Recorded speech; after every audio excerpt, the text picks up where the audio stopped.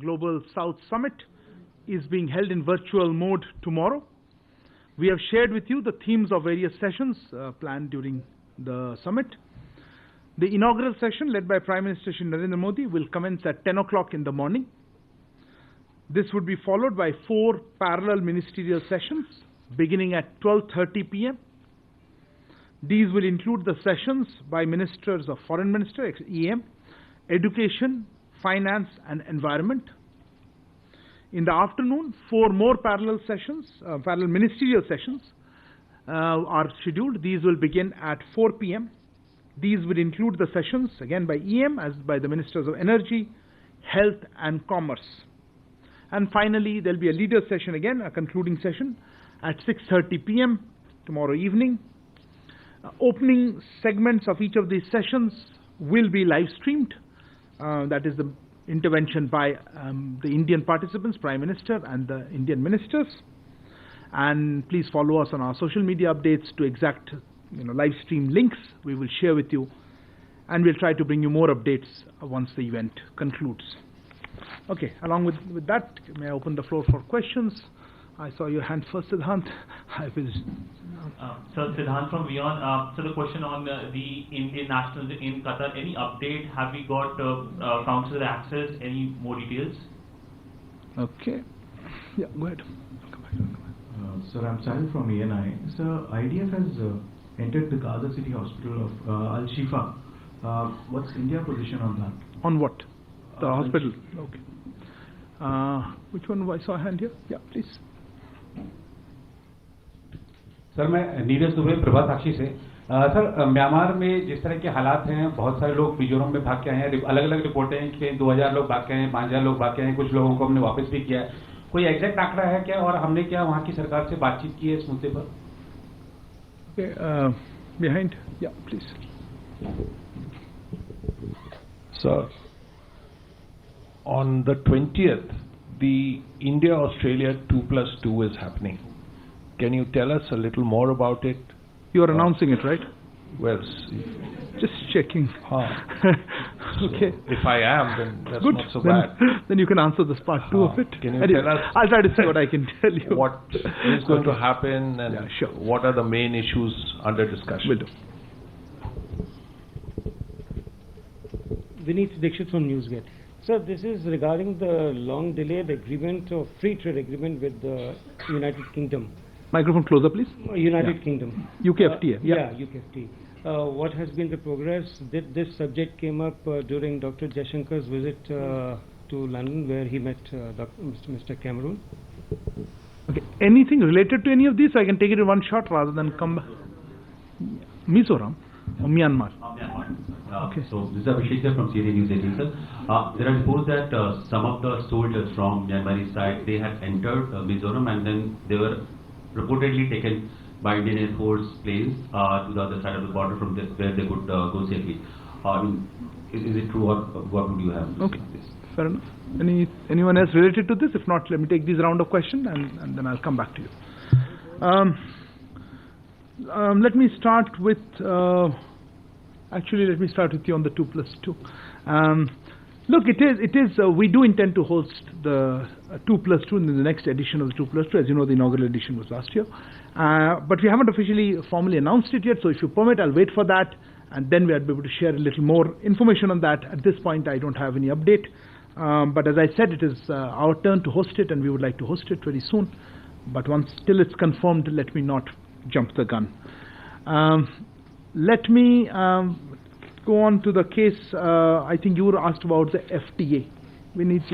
Look, External Affairs Minister himself spoke about it, so I don't know what more I can add to that. Yes, he discussed this with the Prime Minister, UK Prime Minister. I think he also discussed with the newly sworn-in UK Foreign Secretary. There are discussions going on. EM spoke about bringing it to a right landing spot, but if you want to know the exact status of negotiations, I would refer you to the trade negotiators. I don't think it's appropriate for us to comment on that. But yes, I think both sides are engaged on this important issue to see if we can find a solution or a final conclusion. As I said, that was a deadline you had put yourself or media has put. I remember discussing this last year with Diwali deadline. as I said, it's an important negotiation. These are substantive outcomes, and I think the UK side said it'll take as long as it takes. So I think we're engaged, and that is an important element of that. Sahil, your question was on specifically on Al Shifa Hospital. Look, this is not just okay. Let me reverse it. This is not about one specific facility. The issue is not about one facility or a specific facility. India has always underlined the need for civilian casualties to be avoided, for humanitarian law to be observed, and of course to encourage any efforts to provide humanitarian relief to those caught in the conflict. We have also, on a larger issue, talked about efforts to de-escalate the situation, deliver humanitarian assistance, our concern at the humanitarian increasing civilian toll. We had also talked about how India had sent, I think, 38 tons of humanitarian relief material. We are looking to send more assistance. We had also condemned strongly the horrific terrorist attack on October 7th and our zero tolerance for terrorism and the need for immediate and unconditional release of the hostages. So yes, I would reiterate, as I said, our perspective on anything that can help humanitarian assistance. On Qatar, I think, Siddhant, I answered this question at length, I think, last week. This is a sensitive case, and the case is currently in a legal process there. As we mentioned, an appeal has been filed in the Qatar's Court of Appeal. We are also, engaged with the Qatari authorities on the matter, and we will, of course, continue to extend all legal and consular assistance. And I would again urge everyone not to engage in speculation, considering, as I said, the sensitive nature of the case, as well as the fact that the judgment in the entire process has been made confidential by the Qatari side. Moving on to the issue developments in Myanmar, I think Neeraj ji, aapka prashn bhi tha, and Abhishek, you had asked one specific, where's Abhishek? In specific element of that, right? Look, on that, let me again break up the question answers in a couple of parts. Let me just say, as a result of the fighting, I think it's called Rikhadwar area, is opposite Zokhwathar on the India-Myanmar border in Mizoram, in the Chin state of Myanmar. There has been movement of Myanmar nationals to the Indian side.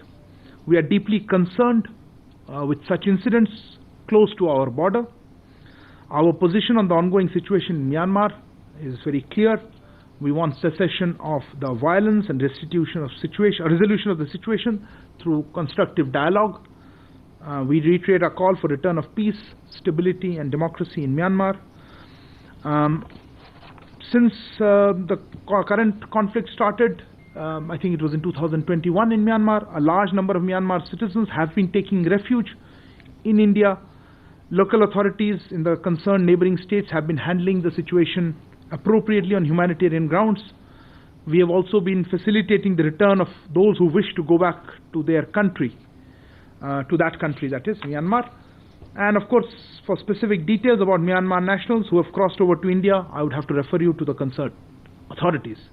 Neeraj ji, Hindi में आपने पूछा था, अगर आप कोई specific कोई आंकड़े जानना चाहते हैं, वो आपको स्पेशल अथॉरिटीज से पूछना पड़ेगा, पर हमारी तरफ से हमें मालूम है कि जब से ये अभी इस राउंड का, इस दौरे का कॉन्फ्लिक्ट जो चालू हुआ 2021 में, काफ़ी म्यांमार सिटीजन्स आ गए थे हमारे यहाँ, शरणार्थी आए थे, और हमारे जो वहाँ लोकल अथॉरिटीज़ हैं ह्यूमैनिटेरियन ग्राउंड्स पे जो भी असिस्टेंस दे सकते हैं दे रहे हैं, और जो वापस जाना चाहते हैं वो गए भी हैं, उनको भी असिस्ट कर रहे हैं। पर मैं एग्जैक्ट नंबर कह नहीं पाऊंगा, इसी लोकल अथॉरिटीज़ पे बात कर रही हैं। और मैंने जैसे अभी अभिषेक को कहा, हमारा जो रुख है या रवैया है इस प्रॉब्लम पे कि हम चाहेंगे कि वहाँ पीस और स्टेबिलिटी वापस आए और डेमोक्रेसी और स्टेबिलिटी वहाँ रहे और ये वायलेंस बंद हो और सिचुएशन का जल्दी से कोई सोल्यूशन निकले। तो और हम बिल्कुल ऐसे कोई डेवलपमेंट्स होते हैं तो हमारे इसमें काफ़ी कंसर्न रहता है। ऑफ कोर्स हमारे बॉर्डर के बगल में हो रहा है ऐसे developments. Okay, who else had hands up? I'll just come to you. Shashank, go ahead. Shashank Matu with the Mint. So just a question on Myanmar. We've had, since 2021, according to UN estimates, $51 million in arms exports going to Myanmar. It's come in for some criticism from the resistance groups in Myanmar, especially the NUCC. What is India's position on supporting the SAC and the military government in Myanmar, particularly with military exports? Okay, I saw your hand. Yeah, go ahead. Go ahead. Microphone.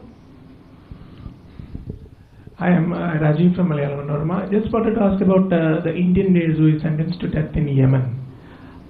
Nimisha Priya. Now that the Yemeni Supreme Court has rejected her appeal, and everything depends on the president on her granting the relief to her.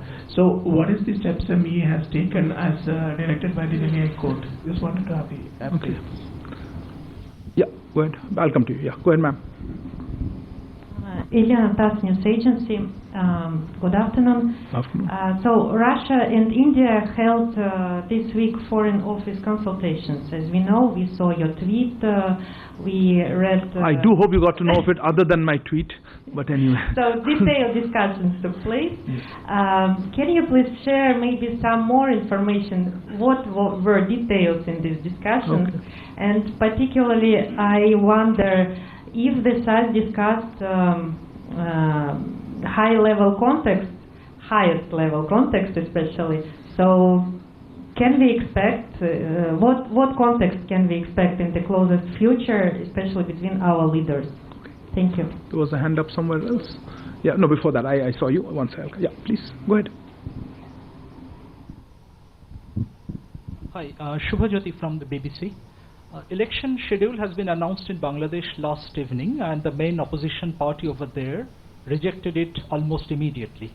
Now, on the earlier occasions, we have seen India actively pursuing all the political parties in Bangladesh so that they take part in the election and the election becomes more inclusive. What will be India's position this time around? Yeah, go ahead. Rishabh from Times Now. So we have seen new Khalistan threats in Canada at the Vancouver event as well. Threats, you said. Threats. Okay. At the Vancouver event for the life certificate also we saw Khalistani activist terrorists actually going ahead and disturbing the event. And we have also seen attack on Indian community on the day of Diwali while they were in near Brampton. How does India see this, and has India taken it up with the Canadian government? Okay, I think there's some more hands. I'll come around another round maybe. Any related topic I am willing to take. Otherwise, I'll come back to you.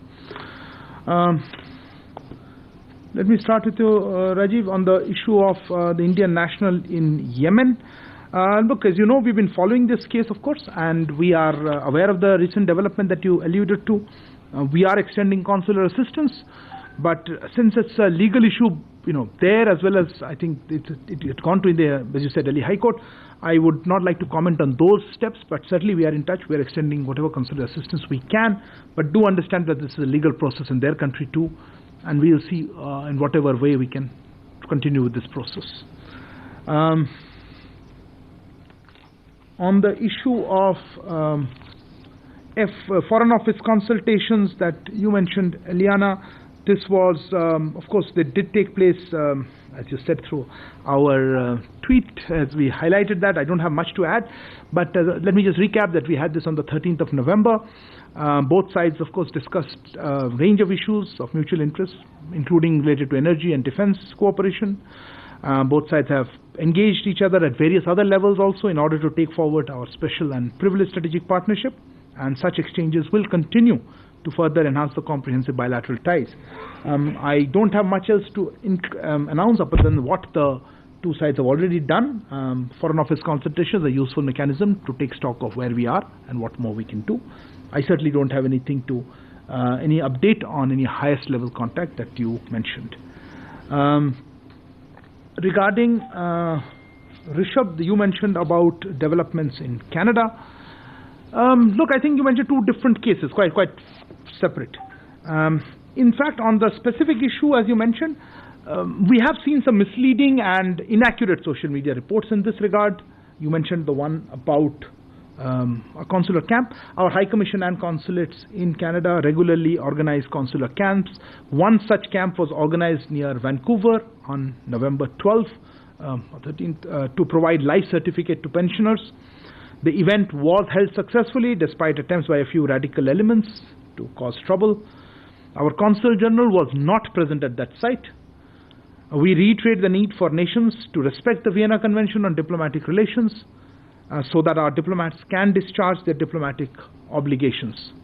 As regards event that you alluded to near Brampton or Mississauga in Diwali, look, I think that was more in the nature of an unrest between two groups. To be honest, I don't think there has been any complaint that our consulate has received. I saw some social media reports. We also understand that the authorities there are looking into that incident, so I don't have anything further to add to that. But certainly on the first incident was involving a consular camp, and I conveyed our position on that. Shubhajyoti, regarding your query, sorry, there you are.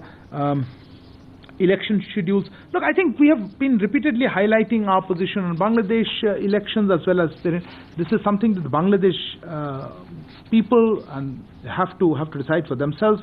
And I think we said this on occasions. I don't really have an immediate update on that.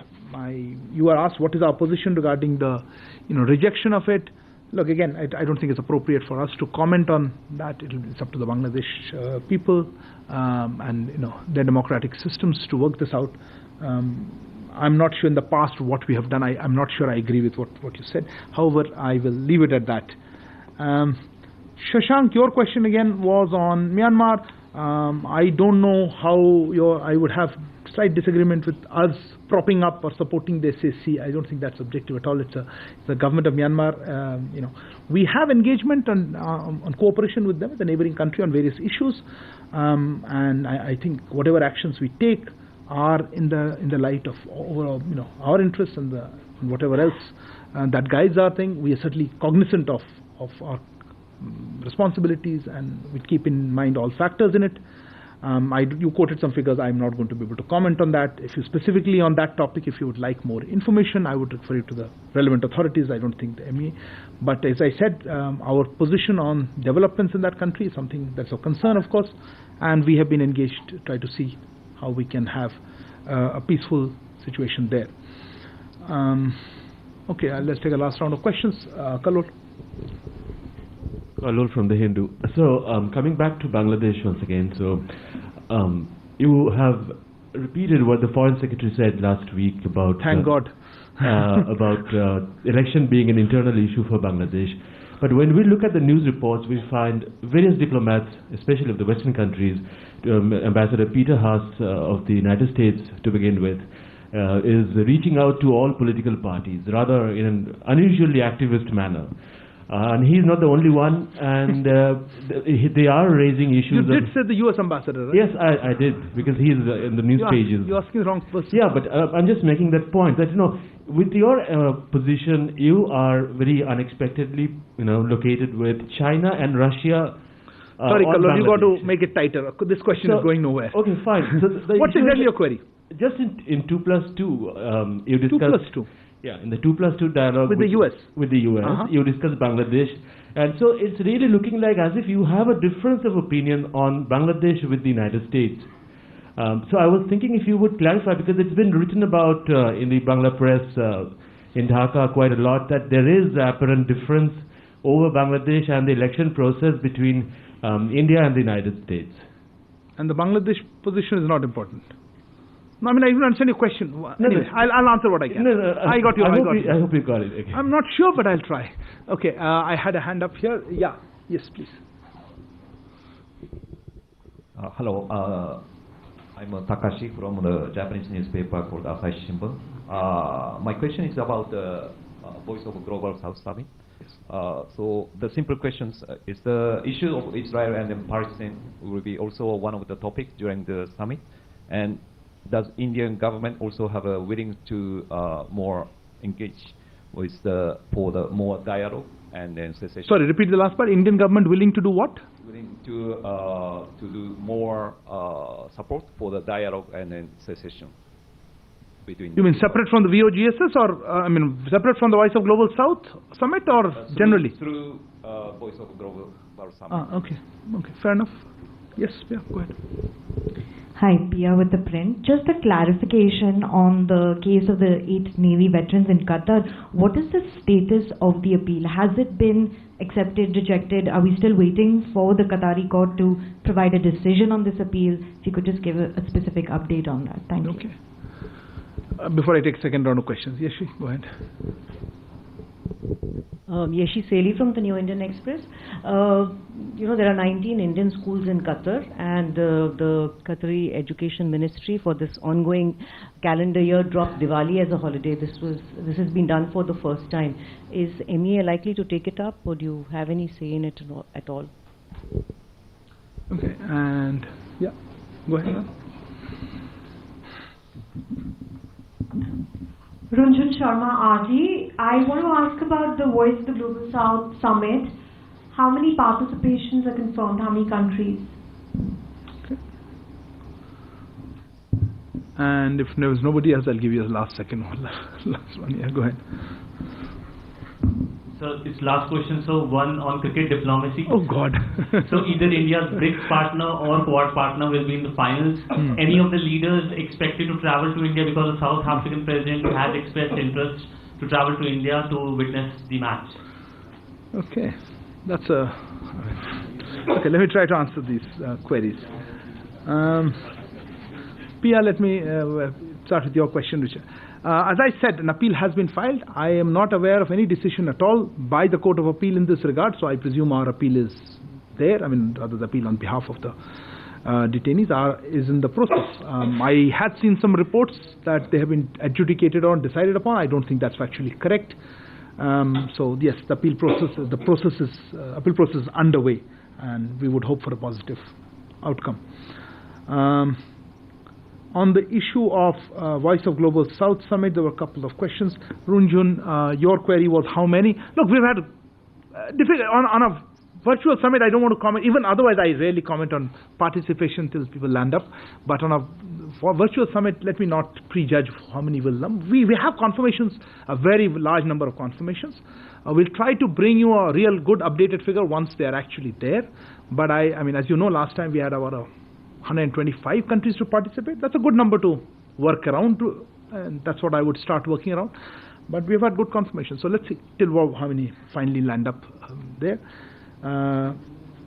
Takeshi, your query was regarding Israel-Palestine. As you would have seen in our in the press release, if I probably have it here, yes. When we said that this would be an opportunity, tomorrow's summit, for sharing with the countries of the Global South the key outcomes achieved in various G20 meetings over the course of India's presidency. For more such videos, subscribe to the NewsX YouTube channel, hit the bell icon.